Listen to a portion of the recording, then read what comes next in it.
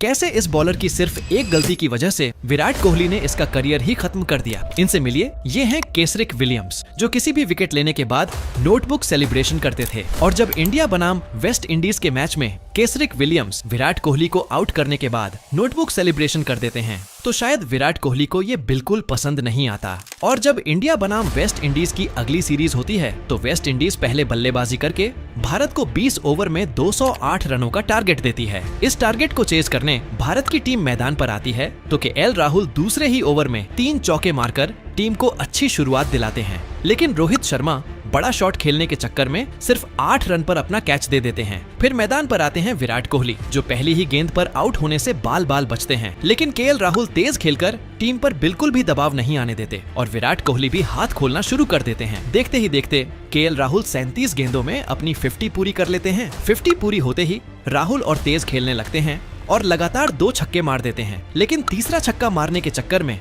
अपनी विकेट गंवा देते हैं, जिससे राहुल बिल्कुल भी खुश नहीं होते। दूसरी तरफ विराट कोहली और केसरिक विलियम्स के बीच गर्माहट बढ़ने लगती है। जब विराट कोहली सिंगल लेने के लिए दौड़ रहे थे, तभी केसरिक विलियम्स उनके बीच में आ जाते हैं, जिससे विराट और ज्यादा गुस्से में आ जाते हैं। इसके बाद विराट कोहली 35 गेंदों में अपनी 50 पूरी कर लेते हैं, लेकिन वह इसे बिल्कुल भी सेलिब्रेट नहीं करते। फिर गेंदबाजी करने आते हैं केसरिक विलियम्स, जहाँ विराट कोहली पहली ही गेंद पर उनके सिर के ऊपर से चौका मार देते हैं। इसके बाद केसरिक विलियम्स उन्हें उकसाने के लिए आंख दिखाते हैं, लेकिन विराट कोहली उनकी तीसरी गेंद पर फ्लिक करके शानदार छक्का जड़ देते हैं। और इसके बाद विराट कोहली केसरिक विलियम्स का नोटबुक सेलिब्रेशन उन्हीं के सामने करने लगते हैं। जब केसरिक अपना अगला ओवर लेकर आते हैं, तो विराट उनकी दूसरी ही गेंद पर कवर के ऊपर से छक्का मार देते हैं और फिर छोटी गेंद पर एक और छक्का लगाकर भारत को ये मैच जिता देते हैं।